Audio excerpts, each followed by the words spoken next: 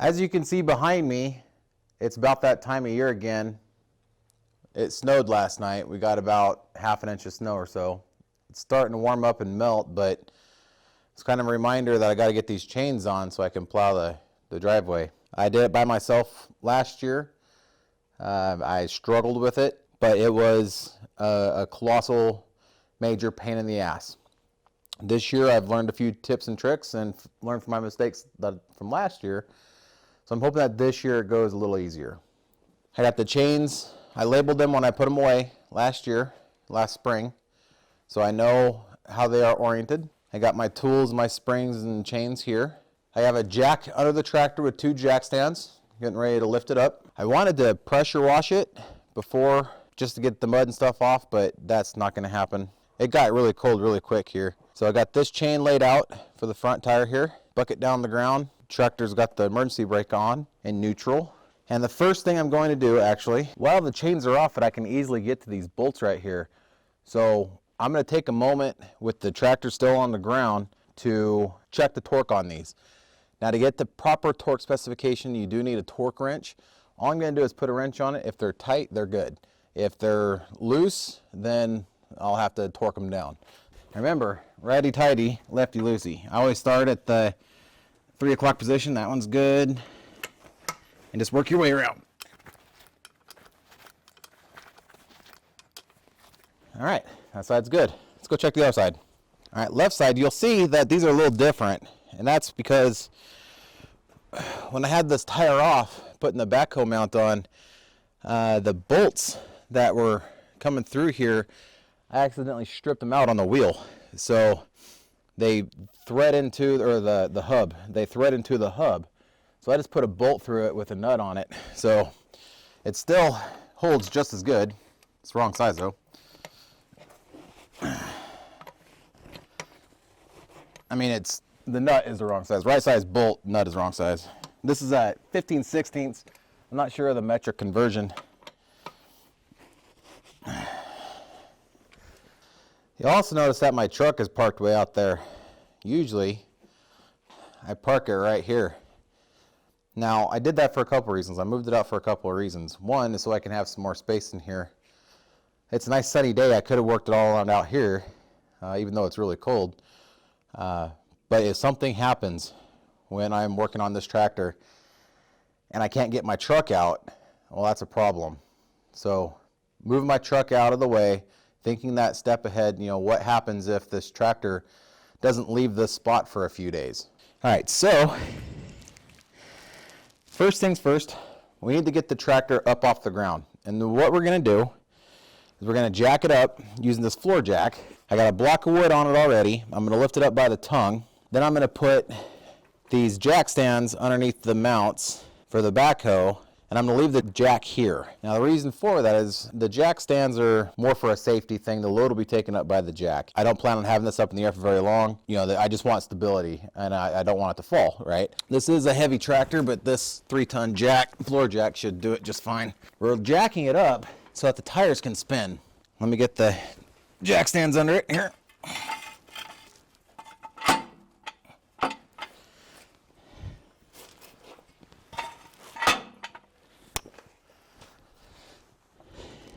All right, I'm actually going to take the pressure off of the jack and onto the jack stands. There we go, just like that. But I'm leaving the jack there. That's what I was trying to say. The pressure will be off of the jack and on the jack stands, but the jack is there for stability and for in case those fall over or something like that. Last year when I tried doing this, I had the chains laid out here next to the tire. The tire was on the ground, fully inflated, and I tried picking the chains up and shoving them between this gap right here. That worked. It took me several hours to get it over and centered, hooked up, tightened, and I still didn't do it right. So it wasn't until my neighbor came and showed me a little trick that should work a little better. We're going to use this piece of 550 cord. We're going to deflate the tire. I'm going to show you how to do that. And we're going to rotate the tire and use the 550 cord to drag that chain off the ground and over the tire from behind the tractor. We're going to spin this tire with nothing on it right now till the valve stem comes to the top. And the reason for that is this tire is about 550 pounds filled with beet juice in it. So we want to rotate it to the top because from about right here or so down is nothing but liquid. So that this has to be dead top. Otherwise, when we pull this valve stem out, all that juice is going to come out. I have a little tool here. It's got a little notch in it, and it's designed to remove these valve stems. They make all sorts of ones. I think this one came with a kit of valve stems I got from Amazon. The whole kit, like 50 valve stems, and this little wrench cost like $6. So you'll notice too that I have painted a number on these. That's how much pressure we're going to be putting back in here. So I'm just going to squirt right now, since the beet juice is right here at this level, but there's still a little bit in this valve stem, and I don't want to spray my hand really bad, so I'm just going to poke it. That's that beet juice right there. It smells good. It smells sweet.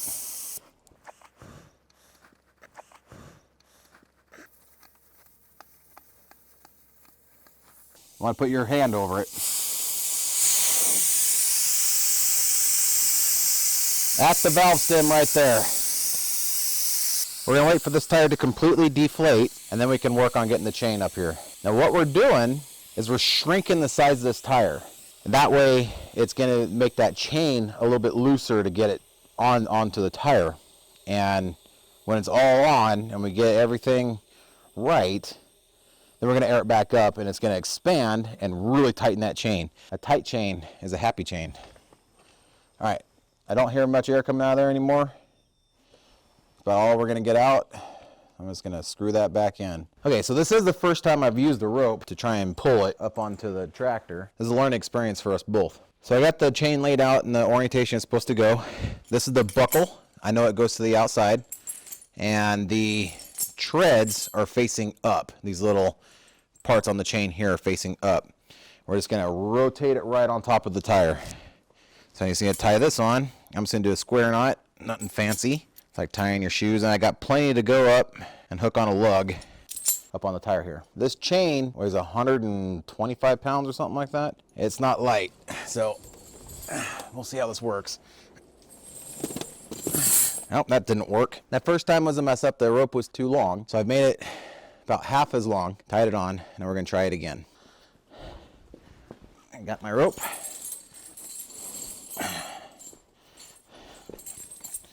Hook it onto the tire.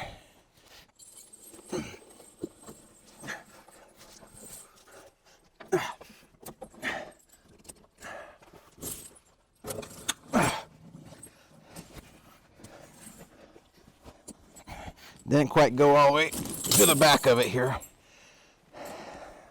As you can see, this should be up here. So I'm gonna actually roll it back down a little bit here.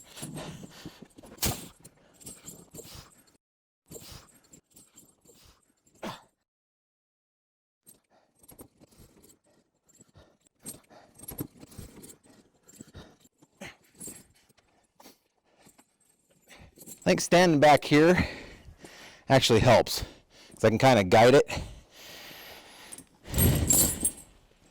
and make sure that it's square on the tire. Okay, take the rope off. So yeah, that was actually the easy part of this entire thing. That was pretty simple. Easier than it was last time, but the hard part is yet to come. And I got to go to the inside and untie it here too. You can kind of see right there where that's at. I'm going to go around to the front.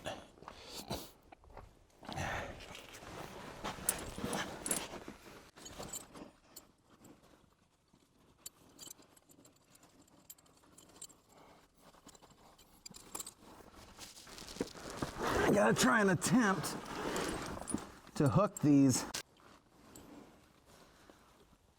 I was looking at the chain there, it looked like the link is bent. But it looks like that link might be bent, and I didn't see that before. I gotta look at the other one here. Oh yeah, it's bent. So I need to fix that before we can go on. All right, so I got that link straightened up. I had to actually get the torch out and heat it up. And this metal is extremely tough. That's why they use it. So I got to hook this link up there on the link I just straightened. So I'm gonna try and shove it forward as far as I can, so I can reach it. So now it looks like a hook.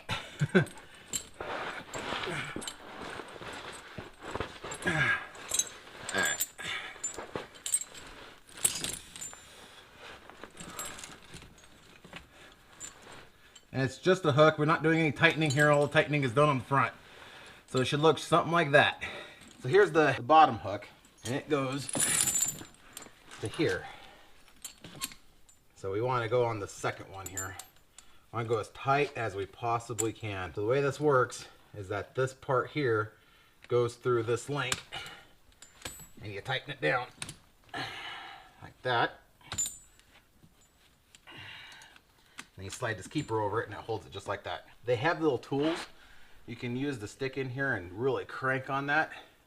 But realistically, if you have your chain in a good spot, your tire deflated, you just saw me do that on the back link with nothing but my hands. So if you're really reefing on that, yeah, you're gonna have really good tight chains, but it may not be necessary. Check your chain, make sure that you're straight all across. None of your links are twisted or anything like that. That takes up a lot of space. Okay, for example, this is what I'm looking at right here. This right here is not square. You can kind of see that. So we just have to finagle these chains around until it is. So this tells me that they're like twisted on there, right? No, we don't want that.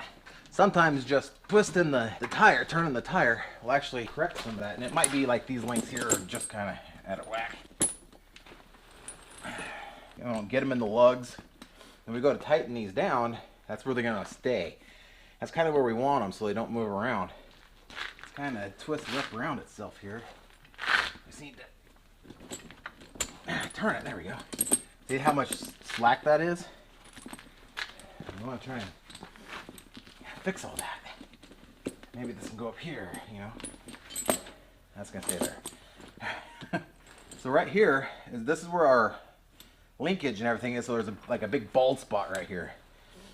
So, and that's fine.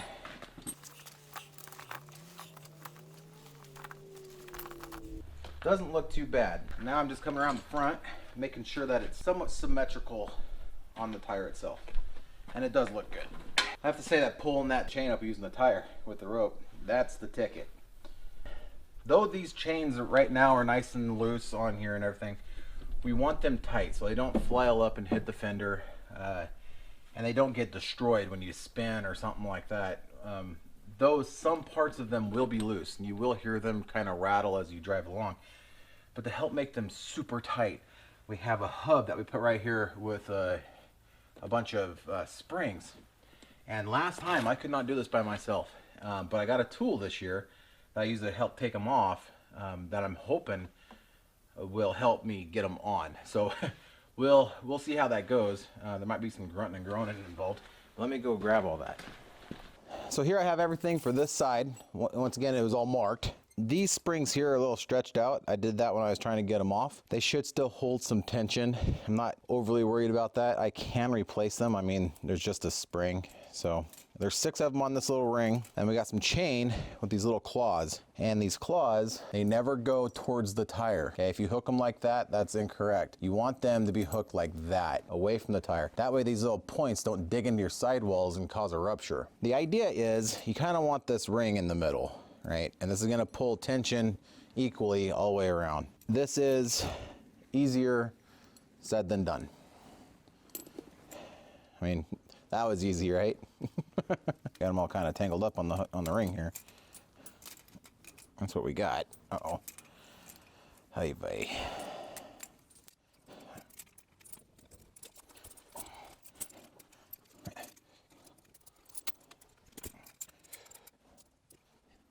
We got 1, 2, here's a third, and it's gonna go straight down. Right here, there's no space. There's a bunch of stuff being taken, so we have to jump over to here. So like up here, there's plenty of space for this to go right in the middle. So we're actually gonna shoot for that one right there. And you just want these even. Then we're gonna take this one, we're gonna go over here.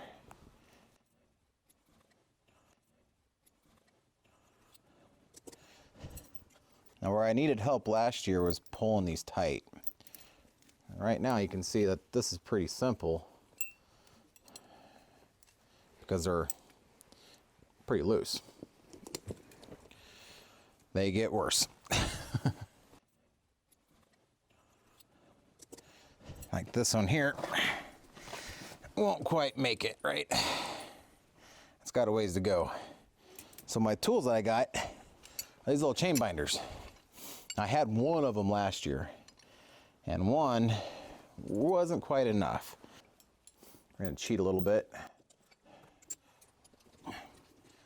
Pull tension tight on that, and then maybe I can hook it. And that was the wrong spring. Okay, so it's still ridiculously tight, right? Like I can't quite get that hooked. So that's why I got the other one. Now, there's some videos out there of people doing this, and they hook onto this chain, and that's fine and all, but where are you gonna hook the spring to? So, especially when we start getting a little tighter. We want these pretty tight. So, we'll try it. No, that's not gonna work. We gotta go way tight. So, pull it tight, and then I guess just hook the spring on somehow, some way. Get this one out of the way.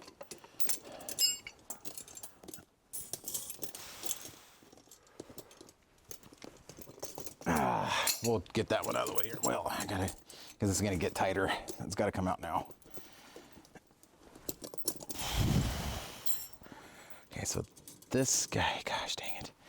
I keep on getting tangled up here. This guy's gotta get hooked onto that link.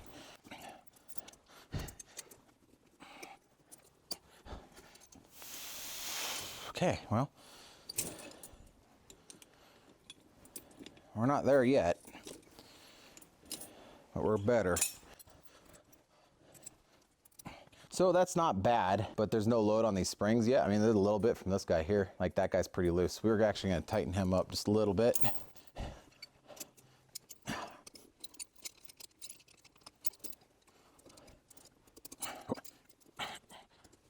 Last year we had my neighbor using some 550 cord and pulling these tight, and I would hook it onto the chain. This seems to be going a little easier. Maybe these are a little stretched out or something. I don't know. But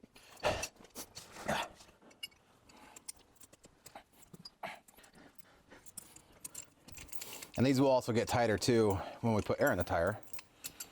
And that's the last thing that we do. Let's fill the tire back up. So we can go tighter with this one. We can probably go another link on all these, maybe. I got 1, 2, 3, 4 hanging off of that one. 1, 2, 3. 4. That one's loose, so we can try and tighten him up. Maybe get another link out of that.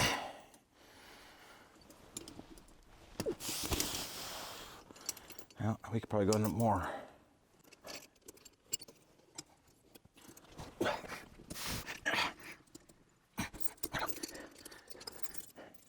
It's not looking half bad, and it's centered. I'm gonna tighten these two up a little more. I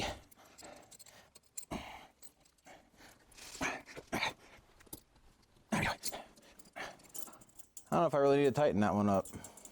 I think we're good. So, I got the air compressor. So let's put some air in the tire and see how she looks. Rotate the valves into the top. Always remember to do that. You know, looking at it now, this chain needs to be up here. That might be it. I'm gonna get another link on that one too.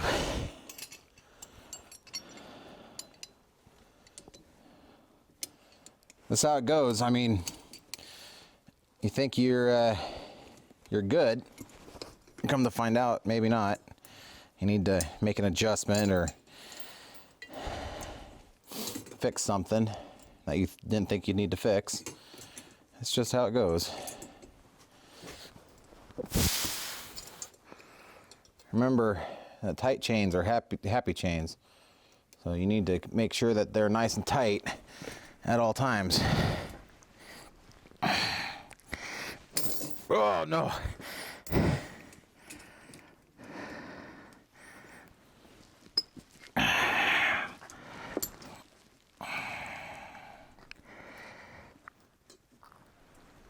There we go.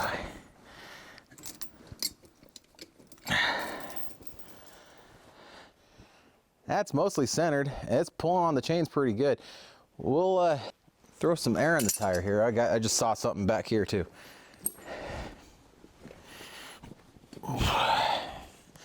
Making a little adjustment. So my number up there says 12. That's how much air I'm going to put in it. Now, some people might see that and say, 12? My car takes 40. This is a real big tire. And I remember on the farm, some of our really big tractors took 8 PSI, but that is volumetrically a lot of air. Just make sure there's no beet juice in that valve stem. The fact this takes 12, there's still a lot of air. Not a lot of pressure, a lot of volume. This is a pretty cool little tire pressure gauge. Instead of using a gauge and a filler, I can fill it right up to what I need to. I'll have the link for this on Amazon. It's pretty accurate. I don't have any faults with it. Just gotta turn it on, start pumping air in it. Now you'll hear as this tire expands, if I did everything right, this chain start to creak and groan. My pause says 7.5. So it's got to pause every once in a while. 8. And that tells me I can stop right where I need to.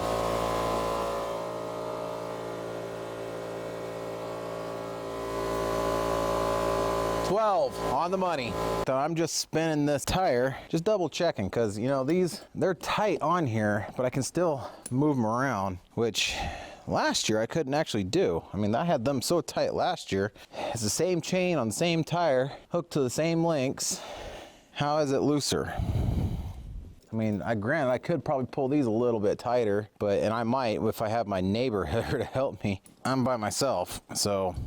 You can tire wire these on there if you think that might fly loose. I don't think it's really necessary. I might put some wire on that because now these chains are acting a little looser than they were last year. I might tie wire that on there. At this point, there's no real reason to not call that done. I'm gonna do the other side probably off camera. I might just set it up and do like a time lapse or speed it up or something like that. These are a little loose. I could probably tighten them up a little bit, but we'll see how the other side goes. If the other side's really loose like this too, then I might just say that's how these chains fit now. Maybe they stretched out from last year, but that was actually pretty simple compared to last year. There wasn't much pain or fuss. I'm gonna do the other side and then I'll show you how to do the front. So.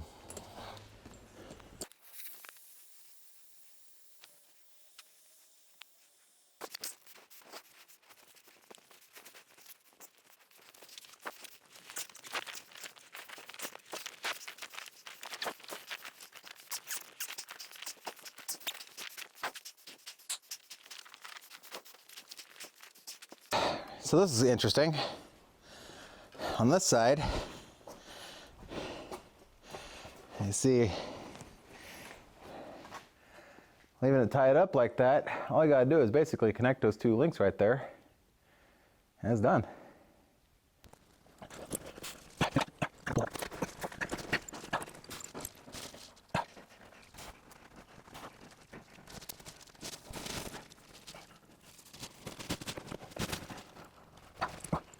This doesn't want to go. We're so close. There we go. Whew. That was actually a little tougher than the last one. It looked like it was going to be easy, but it wasn't.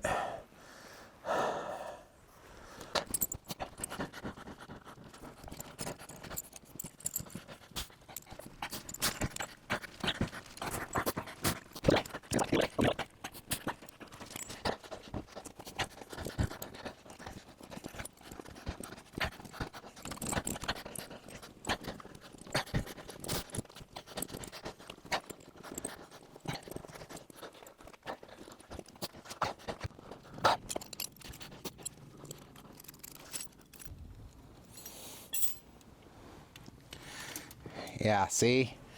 So this one isn't all stretched out, and I can't even hook it on the one link here very easily. That's a lot more pressure on there.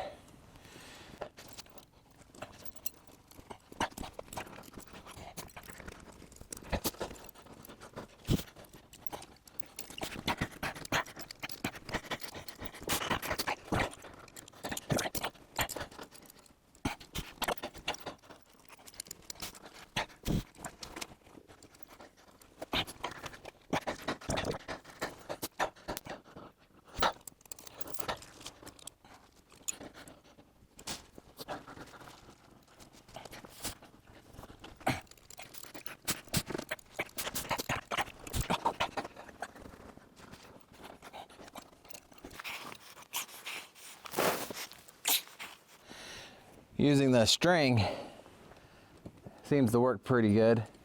Still got some loose ones though. But boy, that one was a bear. Just trying to get it hooked. You can see they're all as loose as they'll go. I trimmed them up last year, so they should be like how tight they're supposed to be, but they seem kind of loose. We'll put some air in it and color good.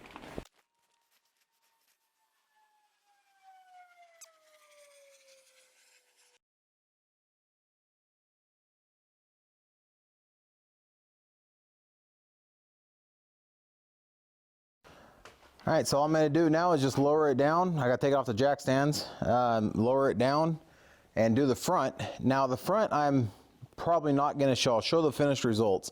And the reason for that is because I just saw the camera. It says I got about 30 minutes left of recording time. And I can't do it in 30 minutes. Besides that, it's time for a break. I gotta go get something to eat. So let's get this jacked up a little bit. Oh yeah, it's already off the jack stand. Take the jack stands out. Lower her down nice and easy. Just like that. And now to do the front, though, let me just talk about it real quick. I already got them laid out. All I'm gonna do is fire up the tractor and use the bucket to pick up the front of the tractor. And that's gonna take all the pressure off of the tires. I can spin them. I'm still going to empty the air out, drain the air out, check all the lug nuts first before I do any of this. And then I'm just gonna throw those tires over the top because there's no fender or anything like that to get in the way. It's very open. I mean, you can get all the way around these tires, no problem. And to tighten them up, everything is easier. The hard part was these back tires. Now, with air in here, these are pretty tight. I'm not worried about that at all. That's exactly how it was last year. Last year it worked great. The fronts went on pretty easy. There was a little issue I had where this buckle, it's a little bit different than the one on the back, and I had it in the wrong link. So it was a little bit loose, and I was trying to figure out why, and when I saw that, I just fixed it real quick, and they're super tight now. So what I'm gonna do now is take it for a drive down the driveway, and that way the chains can kind of find their little grooves and everything where they're kind of live. I'm gonna be listening for sounds of chain like hitting the fenders or something like that, you know, that would indicate that something isn't right. So in all, I took about a half an hour break or so.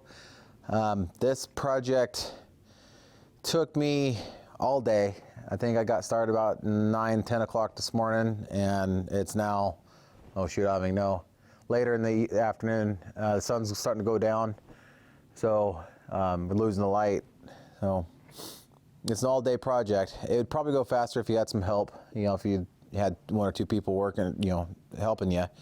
You split up the tasks a little bit, you know, and have just an extra set of hands. So, but now with these chains on, I should stick like glue.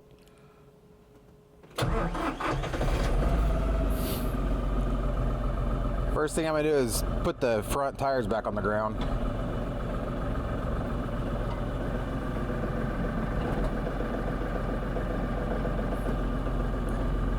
We're gonna go and third range, first gear.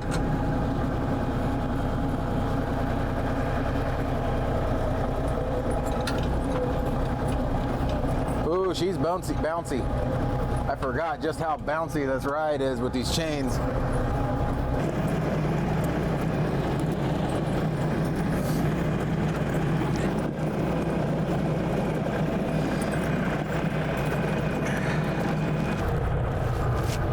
I'm kind of looking around. I don't see anything really wrong.